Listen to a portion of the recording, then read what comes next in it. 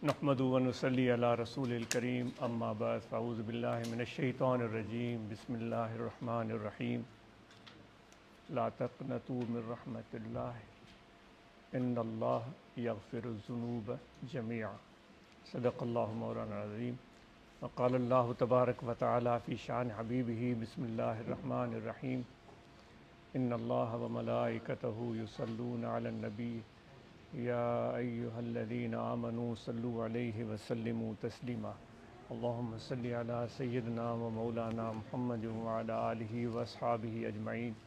सामईन, ये अल्लाह ताला का घर है, मस्जिद है। हम यहाँ क्यों आते हैं?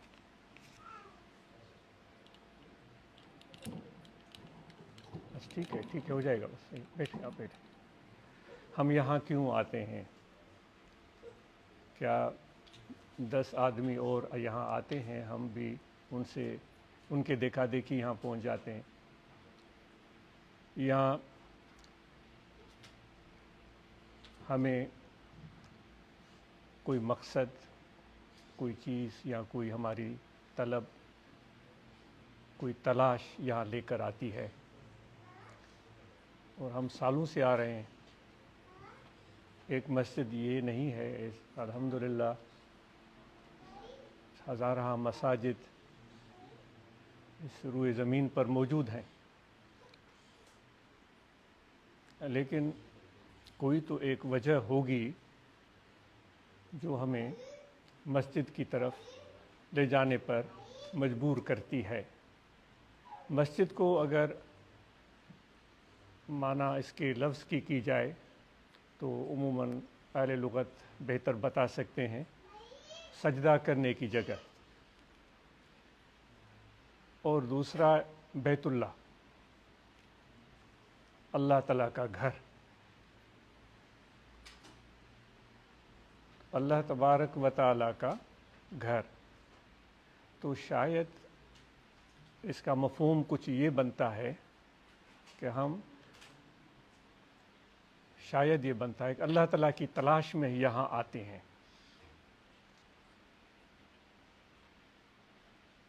अब अल्लाह तबारक व तआला यहाँ अल्लाह ताला की तलाश में आते हैं। यहाँ खुदा के पास कोई ऐसी नेमत है जो उससे हम चाहते हैं। दूसरे अल्फाज में कि हमें गुनाह अपने मजबूर करते हैं, गलत काम हमें मजबूर करते हैं। कभी किसी के साथ बदजुबानी की, बदकलामी की, कभी जो है डंडी मार ली किसी के हक़ में, कभी ज़्यादती कर दी, कभी जुल्म कर दिया, कभी किसी मर्द औरत का हक़ छीन लिया, झूठ बोल दिया, किसी की बुराई बयान कर दी, किसी का दिल दुखा दिया। ये होता है। तो फिर हम मजबूर हो जाते हैं, चलो मस्जिद चलते हैं, बैतुल्लाह में चलते हैं, खुदा के घर में चलते हैं। तो फिर हम ये कहते हैं कि वहाँ जाकर दुआ करते हैं, हम वहाँ जाकर नमाज़ पढ़ते हैं। तो इसका बदला ये होगा कि अल्लाह तबारक व तआला हमारे गुनाह माफ़ फरमा देगा। एक तो काम ये होता है। वो फरमाता है, अल्हम्दुलिल्लाह मस्जिद तो बड़ी आलीशान जगह है। अल्लाह ताला कोई कंडीशन नहीं लगा रहा कि इस जगह या उस जगह। वो फरमाता है जो आज समझ सका, अगर गलती हो तो उसको दुरुस्त किया जा सकता है। वो कहता है जहाँ भी तुम हो, घर में हो, दुकान में हो, ऑफिस में हो, पाकिस्तान में हो, स्पेन में हो, जहाँ भी तुम हो, जिस जगह भी हो, मस्जिद में हो या मस्जिद से बाहर हो, जैसे ही मेरी तरफ मुतवज्जे होकर सच्ची दिल के साथ गुनाहों की माफ़ी तलब करोगे तो मैं माफ़ कर दूंगा। वला तक़नतू मिर रहमतिल्लाह, ये मेरे बंदो, मेरी रहमत से मायूस मत होना, क्योंकि वो तारुफ़ कराता है इन्नल्लाह यग़फ़िरुज़ ज़ुनूब जमीआ। अल्लाह अपना तारुफ़ करा रहा है कि मैं अल्लाह तुम्हारे सारे गुनाह माफ़ कर देता हूँ। यानी कि ये उसका एक मामूल है, ये उसका ایک معمول ہے، بلا تشبیہ و تمثیل ہم سمندر میں کیوں جاتے ہیں؟ ہم جاتے ہیں وہاں مچھلیاں ملتی ہیں، وہاں ہم جاتے ہیں کہ ہمیں وہاں ہو سکتا ہے کچھ موتی مل جائے، یہ سمندر میں گھسنے کا وجہ ہوتا ہے۔ یا ہم ٹریول کرتے ہیں کہ بھئی ہمیں اپنی منزل مقصد تک پہنچنا ہے، کسی ملک جانا ہے، یہ کچھ وجوہات ہوتی ہیں۔ تو اللہ تبارک و تعالیٰ فرماتا ہے کہ جب تم میری طرف متوجہ ہوتے ہو تو میرا معمول یہ ہے۔ اس سے یہ معلوم ہوتا ہے کہ گناہ معاف کروانا اللہ تبارک و تعالیٰ کی ذات سے کوئی مشکل کام نہیں ہے۔ وہ ہم اور آپ سب کسی بھی وقت کسی بھی لمحے اپنے گناہ اللہ تعالیٰ سے معاف کروا سکتے ہیں۔ اس کا یہ مطلب نہیں ہے کہ میں کسی کے جیب کاٹ لوں اور پھر کہوں کہ میرے مولا مجھے معاف کرنا، اس کا یہ مطلب نہیں ہے۔ یہ تو حقوق العباد ہو جاتے ہیں۔ یا کسی کے گھر میں ڈاکہ ڈالوں اور کہوں کہ میرے مولا مجھے معاف کر دینا، اس طرح کی بات نہیں ہے۔ وہ تو پھر اس کو حق لوٹانا پڑے گا، تو تب اس کی معافی ملتی ہے۔ تو دوستو، یہاں اب مسجد میں بھی دعا قبول ہوتی ہے، مسجد سے باہر بھی دعا قبول ہوتی ہے۔ اب کیا اور چیز رہ جاتی ہے؟ مسجد میں آنے کی وجہ ہم خدا کو پانا چاہتے ہیں، اللہ تعالیٰ کی تلاش ہے، اس کے قرب، اس کی حضور کو حاصل کرنا چاہتے ہیں۔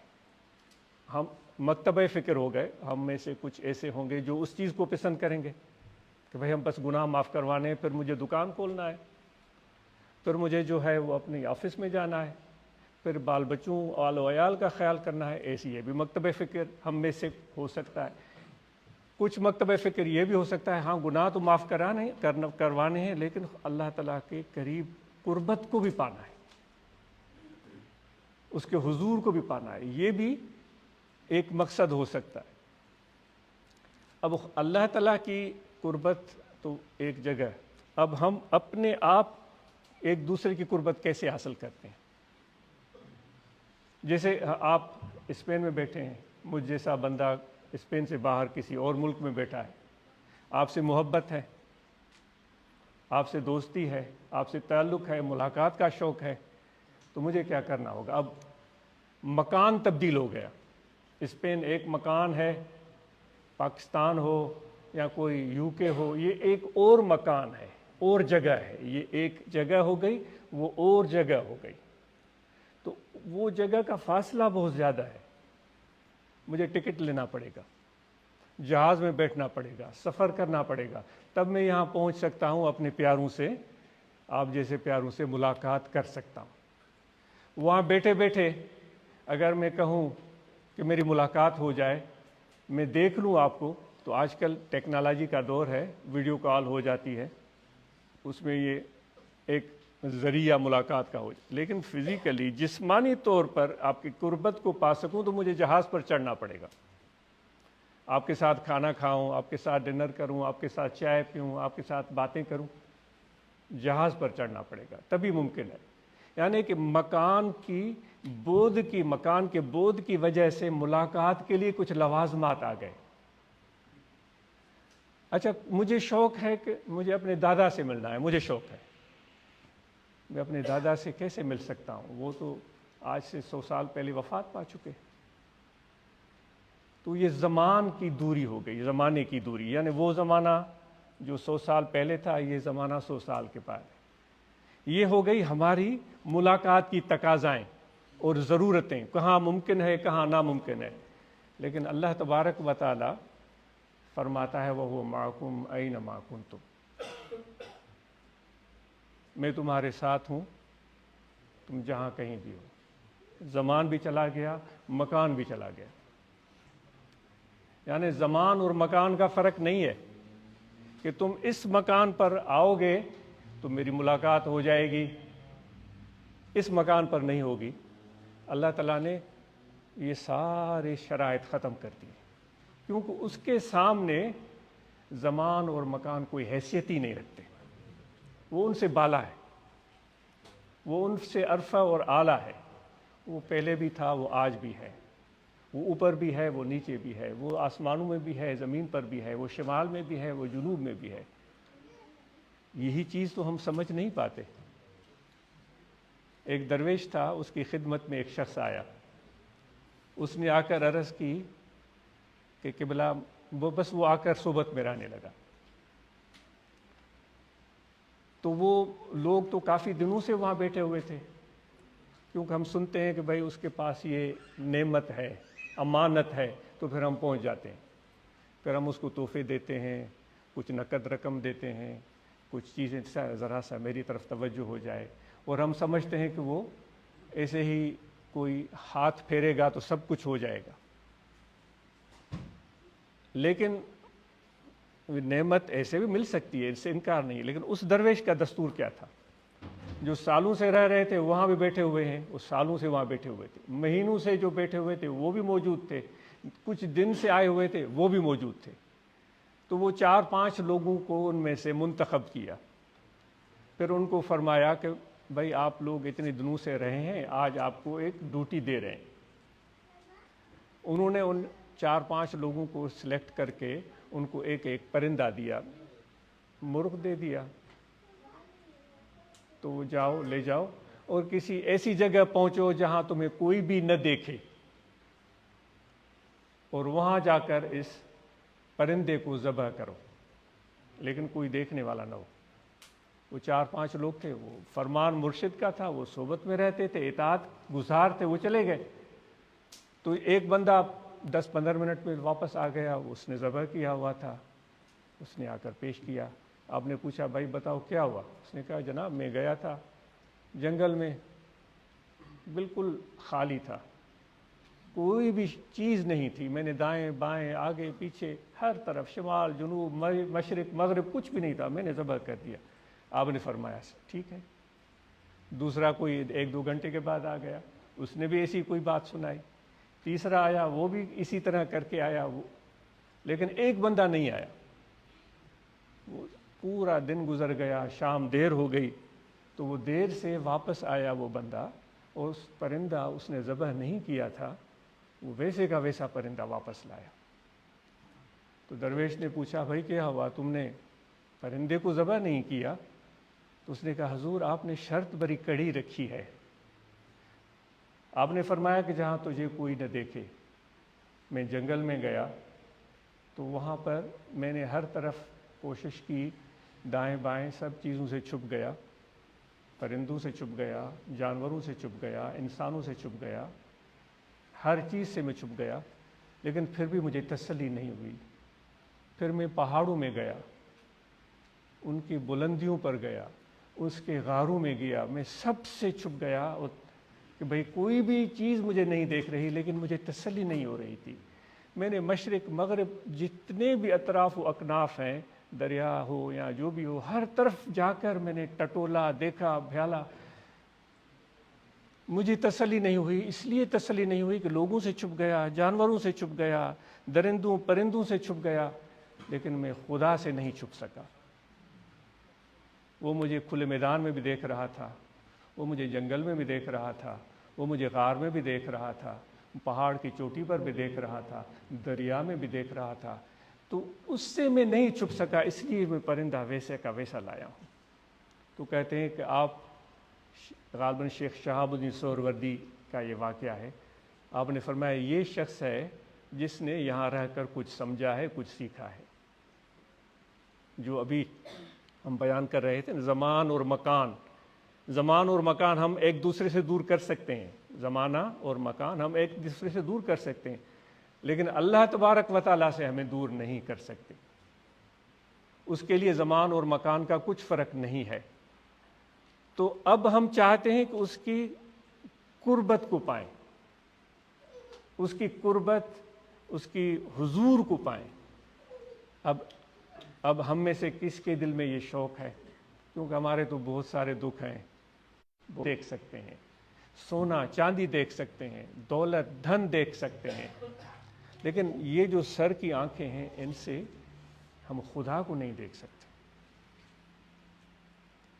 حضرت غوث اعظم، محبوب سبحانی، غوث سمدانی، شیخ عبد القادر جیلانی، یہ ارشاد فرماتے ہیں کہ اے دل کے اندھے، ان کی فتح ربانی کے وہ الفاظ ہیں، وہ مجھے عربی کی عبارت ذہن میں نہیں آ رہی ہے، وہ دل کے اندھے یہ تیرا اندھاپن کب تک؟ تو یہاں ہم آئے ہیں، سجدے کرتے رہے ہیں سالوں سے، نمازیں پڑھتے رہے ہیں، لیکن کیا ہمارے دل کا اندھاپن دور ہوا ہے؟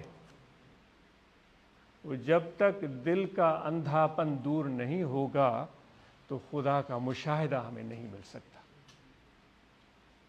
ہر انسان کو، غزالی فرماتے ہیں، ہر انسان کو 4 آنکھیں ہوتی ہیں۔ غزالی فرماتے ہیں، احیاء علوم الدین، آپ مشہور کتاب ہے، آپ دیکھ سکتے ہیں، اس کا ایک خلاصہ بھی ہے۔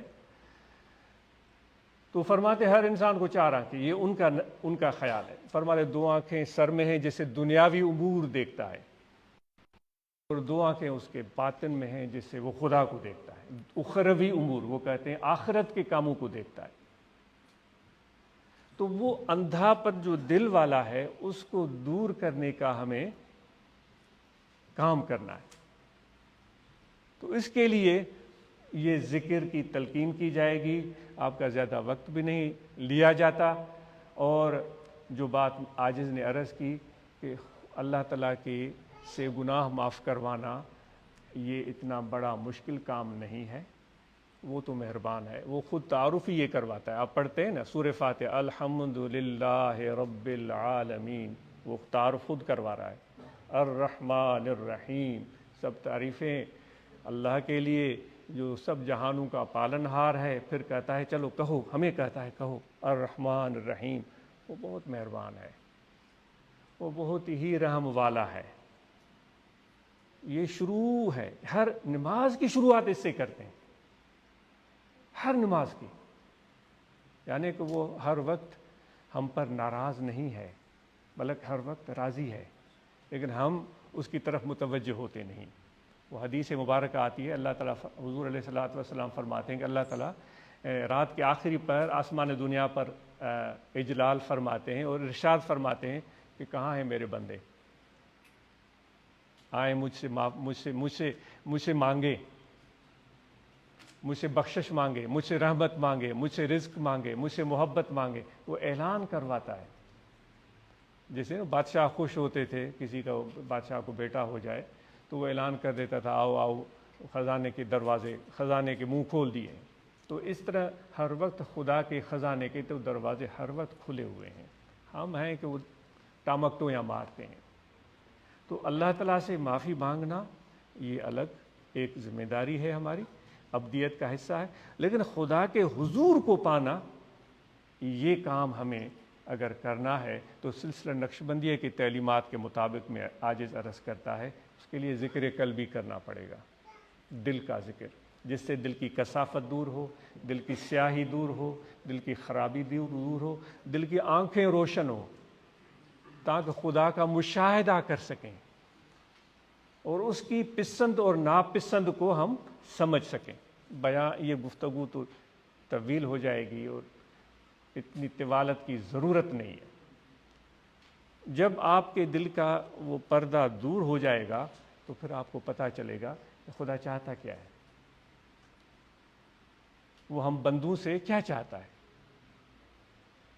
ہم اس کو کیسے راضی کر سکتے ہیں، ہم کس طرح اس کی قربت کو پا سکتے ہیں۔ تو اس کے لیے ایک تو صحبت ہے اہل دل کی، کیونکہ ہر ہنر والے کے پاس ہنر ہوتا ہے۔ سونار کے پاس سونے کا ہنر ہے، سونے کے زیورات بنانے ہیں تو سونار کے پاس بیٹھنا پڑے گا۔ لوہار کے پاس لوہے کا ہنر ہوتا ہے تو اس کے ورکشاپ میں جانا پڑے گا اور وہ ہمیں لوہے کا کو موڑنے کا اور بنانے کا وہ ہنر سیکھنا پڑے گا۔ میکینک ہے تو وہ موٹر کار اور انجن کو صحیح کرتا ہے، اگر ہمیں وہ سیکھنا ہے تو اس کے پاس جانا پڑے گا۔ تو صوفیاء کرام کی یہ تعلیمات کی روشنی میں عاجز عرض کرتا ہے، اگر اللہ تبارک و تعالیٰ کے قرب کو پانا ہے تو یہ ہنر اہل دل کے پاس ہوتا ہے۔ اب اہل دل کو پہچاننا یہ آپ کی ذمہ داری ہے، ہر ایرے غیرے کے پیچھے لگنے کی نہ مجھے ضرورت ہے نہ آپ کو ضرورت ہے۔ کوئی آ کر دعویٰ کر دے کہ بھائی میں تو یہ میری کرامت ہے، میرا یہ یہ میں اب 50 لوگ اس کے ساتھ کھڑے ہیں، 10 لوگوں نے اس کی تعریف کی، ہم کہیں ہاں ہاں، جو کہ ہماری عادت بن گئی ہے، ہاں ہاں بات صحیح ہے، کیونکہ 50 لوگ کھڑے ہیں، 500 لوگ کھڑے ہیں، بات صحیح ہے۔ دوستو ایسے نہیں ہوتا، اس کی صحبت میں بیٹھنا پڑتا ہے، اس کے ساتھ رہنا پڑتا ہے، پھر اپنے دل کو دیکھنا پڑتا ہے، اس دل پر کیا اثرات مرتب ہوئے، کہ دنیا کا حرص بڑھا یا میرے دل میں اچھے خیالات آئے، برے خیالات آئے، اللہ تعالیٰ کی محبت بڑھی، اس کی یاد پیدا ہوئی یا غفلت آ گئی، یہ دل کو ٹٹولنا پڑتا ہے۔ ایسے نہیں کہ بس وہ 50 لوگ، وہ کہتے ہیں، رومی صاحب فرماتے ہیں کہ ایک جگہ مچھلیاں رہتی تھیں، ان کا بڑا ایک محلہ تھا، بڑی کمیونٹی تھی، وہ بڑی مچھلیاں، چھوٹی مچھلیاں آپس میں ملتی، خوش گپیاں کرتی، جمپیں مارتی، پھر وہ اپنی غذا کھاتی، اچھی زندگی ان کی بسر ہو رہی تھی۔ ایک دن انہوں نے دیکھا کہ ایک اس دریا، اس نہر میں، اس ندی کے آس پاس کوئی ایک پرندہ آیا، جس کا سارا جسم پر جو بال و پر تھے وہ سفید تھے۔ تو حیران ہو گئے کہ بھائی یہ تو اور پرندے آتے ہیں، کوئی کالا ہوتا ہے، کوئی براؤن ہوتا ہے، کوئی رنگ برنگی ہوتا ہے، یہ سارا سفید۔ تو ان کو ان کی اس سفید رنگ نے بڑا اٹریکٹ کیا، تو مچھلیاں اس کی طرف دیکھنے لگی۔ پھر اچانک وہ پرندہ پانی کے اندر آ کر ایک ٹانگ پر کھڑا ہو گیا اور ایک ٹانگ اوپر کر دی۔ بگلے کو دیکھا ہے آپ نے؟ بگلے کو ایک ٹانگ پر کھڑا ہو گیا اور ایک ٹانگ اوپر کر دی، اور اپنے گردن کو یوں اپنے جسم میں چھپا لیا، اور جیسے کہ آنکھیں موند لی ہیں اس نے۔ کبھی بگلے کا مشاہدہ کیجئے، رومی کا کیا مشاہدہ ہے، سبحان اللہ، وہی خود بتا سکتے ہیں۔ اس نے یوں اپنے گردن کو جھکایا، آنکھیں بند کر لیں۔ مچھلیوں نے کہا کہ بھائی یہ تو کوئی پہنچا ہوا پرندہ لگتا ہے، اور پرندے تو آتے ہیں یوں ہوا سے اڑتے اڑتے یوں جمپ مارتے، ہم میں سے کسی ایک مچھلی کو پکڑ کر چلے جاتے ہیں، اس کو تو مچھلی کی فکر ہی نہیں ہے۔ تو مچھلیوں نے آپس میں مشاورت کی کہ بھئی یہ تو کوئی پہنچا ہوا نیک انسان، نیک پرندہ لگتا ہے، چلو مل جل کے اس کے پاس جاتے ہیں، گناہ بخشواتے ہیں، دعائیں بھی کرواتے ہیں، کسی کی کوئی تمنا، کسی کا کوئی مقصد۔ تو ساری مچھلیاں وہ جمع ہو کر، وہ ڈر ختم ہو گیا، اس کے آس پاس جمع ہونے لگی۔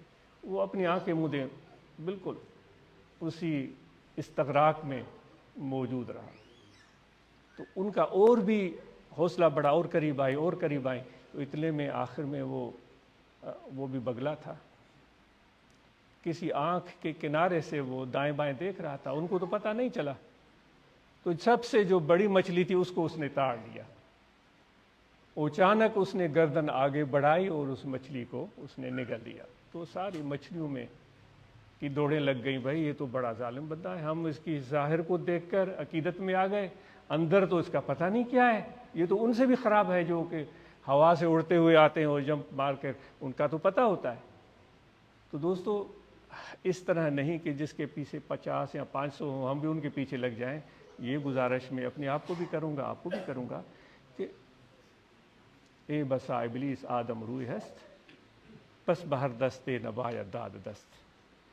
آپ بیٹھیں، دیکھیں، محسوس کریں، صحبت کریں، 1 بار 2 بار 10 بار، پھر اس کے ساتھ دوستی کا ہاتھ ملائیں، تاکہ ہمیں جو ہم چاہتے ہیں کہ اللہ تعالیٰ کی قرب اور اس کے حضور کو پائیں، اس مقصد کو ہم حاصل کر سکیں۔ تو یہ ذکر کا عرض کیا جا رہا تھا، یہاں دل ہے، اس دل میں آپ نے توجہ رکھنا ہے، کھڑے بیٹھے لیٹے سوئے جاگے، وضو ہو یا نہ ہو، سانس آتا جاتا رہے، توجہ رہے کہ دل پکارا ہے اللہ اللہ اللہ اللہ اللہ۔ یہ اس لیے بتایا جا رہا ہے تاکہ دل کی سیاہی دور ہو، دل کا اندھاپن ختم ہو، دل کی آنکھیں روشن ہوں، دل کی دنیا آباد ہو، پھر ہم اللہ تبارک و تعالیٰ کے مشاہدے کی منزلیں پا سکتے ہیں۔ تو یہ ذکر کریں کثرت سے، کھڑے بیٹھے لیٹے سوئے جائے، کوئی شرط کنڈیشن ذکر کے لیے نہیں۔ اللہ اللہ اللہ اللہ اللہ اللہ اللہ، زبان ذکر زبان سے ہوتا ہے، اس میں آپ نے توجہ دل کی طرف کرنا ہے، کھڑے ہوں بیٹھے ہوں لیٹے ہوئے سوئے جاگے، بس توجہ دل میں ہو، اللہ اللہ اللہ۔ ایسے سمجھے دل بول رہا ہے اور آپ سن رہے ہیں۔ جس ایک پنجرے میں پرندہ ہوتا ہے، وہ بولتا ہے تو اس پرندے کی بولی ہم سنتے ہیں، طوطا ہو گیا یا مینا ہو گئی، وہ بولتا ہے تو اس کی بولی ہم سنتے، ایسے سمجھیں کہ یہ دل اس سینے کے پنجرے میں ایک پرندے کے مانند بولتا ہے، اللہ اللہ اللہ اللہ اللہ۔ یہ مشق کریں، ذکر کریں کثرت سے، صبح بھی کریں، شام بھی کریں، راحت کو بھی کریں، دن کو بھی کریں، خوشحالی میں بھی کریں تو جب خوشحالی نہ ہو تب بھی کریں، صحت میں بھی کریں، اللہ نہ کرے خدا نہ خواستہ بیماری ہے تو بھی ذکر کریں، گھر میں بھی تو آفس میں بھی، خشکی میں، دریا سمندر میں بھی، فضا میں بھی، بلندیوں پر ہوں یا پستیوں میں بھی، شمال میں ہوں یا جنوب میں، مشرق میں ہوں یا مغرب میں، خانہ کعبہ میں ہوں یا مسجد میں، جنگل میں ہوں یا کسی بیابان میں، اللہ اللہ۔ جب یاد آ جائے بھائی دل کے اس تار کو چلانا ہے، تھوڑا سا توجہ دل کی طرف، اللہ اللہ اللہ اللہ اللہ اللہ۔ باقی صحبت یہاں دوست رہتے ہیں، آپ کو مزید اس حوالے سے بتائیں گے، آپ انٹرنیٹ پر بھی تفصیلی ذکر کی تعلیمات دی جاتی ہیں، وہاں سن سکتے ہیں۔ ہاتھ کار والے اور دل یار والے، انسان کو یہی تو دو چیزیں دی گئی ہیں، جسم بھی دیا گیا ہے اور باطن بھی دیا گیا ہے، یعنی قلب بھی دیا گیا ہے۔ جس طرح اللہ تعالیٰ قرآن مجید میں جسم کا ذکر فرماتا ہے، اسی طرح دل کا بھی ذکر فرماتا ہے۔ اللہ تعالیٰ فرماتا ہے کہ یہ وہ لوگ ہیں جن کی سر کی آنکھیں تو روشن ہیں لیکن ان کے سینے میں جو دل ہے وہ اندھے ہو چکے ہیں۔ ایک قرآن اس آیت کا مفہوم عرض کیا جا رہا ہے۔ تو اس ذکر کی برکت سے، صحبت کے اثر سے، حضور علیہ الصلاۃ والسلام کے فیض نظر عنایت سے یہ دل کی آنکھیں روشن ہو جائیں گی۔ تو امید ہے کہ اس سے ہمیں اللہ تعالیٰ کے قرب کو پانے میں آسانی ملے گی۔ تو ذکر کے لیے جس طرح عرض کیا، وضو کا، جسم کا وضو کا ہونا نہ ہونا، جسم کا پاک ہونا یا نہ ہونا، کپڑوں کا پاک ہونا یا نہ ہونا، کوئی شرط نہیں ہے ہر حال میں، کیونکہ جس طرح اللہ تعالیٰ نے فرمایا کہ جہاں کہیں بھی ہو میں تمہارے ساتھ ہوں، وہ تو ہمارے ساتھ ہے، ہم ہی اس کی طرف متوجہ نہیں ہیں۔ تو جب ذکر کرتے ہیں گویا کہ اس کی طرف ہم متوجہ ہوتے ہیں، اللہ اللہ اللہ اللہ، اور مراقبہ کریں۔ مراقبے کے لیے ختم شریف دوست آپ کو بتائیں گے، علم شریف، لیلاف شریف، قل واللہ، درود پاک پڑھ کر بارگاہ رسالت مآب صلی اللہ علیہ وسلم پیش کریں۔ جیسے میلاد کا مہینہ آ رہا ہے، ہم سب دوست مل جل کر درود و سلام پڑھتے ہیں اور ہم حضور علیہ الصلاۃ والسلام کے اس محبت کو، اس پیار کو محسوس کرتے ہیں، تو وہی ہم روزانہ ختم شریف پڑھتے ہیں۔ یہ گویا کہ روزانہ درود و سلام کا ایک نذرانہ حضور علیہ الصلاۃ والسلام کی بارگاہ میں صبح و شام پیش کیا جاتا ہے۔ تو ختم شریف آپ پڑھ سکتے ہیں، وہ ختم پڑھیں، پھر کچھ ہلکا کی صورت میں بیٹھ کر اور مراقبے میں بیٹھ کر اللہ تعالیٰ کا ذکر کریں، اور ہم نماز کی پابندی کریں۔ رمضان کے مہینے میں ہم روزہ رکھیں، جن پر حج فرض ہے ہم حج ادا کریں، ہم میں سے جن پر زکوٰۃ لازم ہے وہ زکوٰۃ ادا کریں۔ باقی آنا جانا، صحبت میں بیٹھنا، اس سے آہستہ آہستہ آدمی سیکھتا ہے، اس کا اثر دل پر مرتب ہوتا ہے۔ تو یہاں کے دوستوں نے، مالاگا کے دوستوں نے یہ محفل منعقد کی، بڑی محبت سے منعقد کی، بڑے پیار سے منعقد کی۔ دوست یورپ سے آئے ہوئے ہیں، ان سب دوستوں کو دیکھ کر، آپ دوستوں کو دیکھ کر بہت مسرت ہوئی۔ اللہ تعالیٰ آپ کی حاضری قبول فرمائے، اللہ تعالیٰ ہم سب پر رحمت نازل فرمائے، اللہ تعالیٰ ہمارے خطائیں معاف فرمائے، اللہ تعالیٰ ہمیں اپنی قرب اور محبت سے نوازے، حضور علیہ الصلاۃ والسلام کا فیض اور آپ کی نگاہ کرم ہمیں عطا ہو۔ جو آپ رحمت للعالمین بن کر آئے وہی وصف ہمارے اندر پیدا ہو۔ جو بھی یہاں ہم پہنچے ہیں، آپ سب کا بہت شکریہ، آپ سے مل کر بہت مسرت ہوئی۔ جزاکم اللہ خیر، وما علینا الا البلاغ۔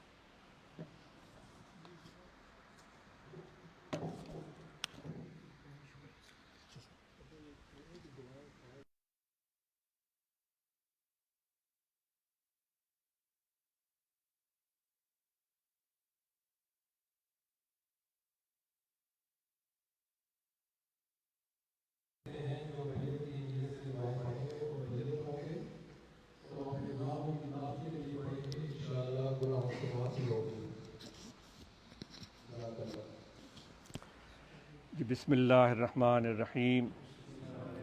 آمنت باللہ وملائکتہ وکتبہ ورسلہ والیوم الآخر والقدر خیرہ وشرہ من اللہ تعالی والبعث بعد الموت اشہد ان لا الہ الا اللہ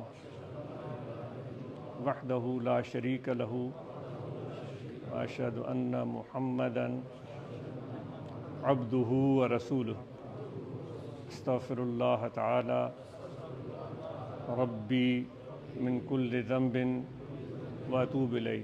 دعا جامع ہے ہم سب کے لیے، جو بھی ہمارے مشکلات ہیں، پریشانیاں ہیں، اللہ تعالیٰ آسانی میں تبدیل فرمائے، مرض ہیں، رکاوٹیں ہیں، پریشانیاں ہیں، اللہ تعالیٰ آسان فرمائے، ہماری حاضری قبول فرمائے۔ اللہم صلی علی سیدنا مولانا محمد وعلی آلہ وصحبہ اجمعین۔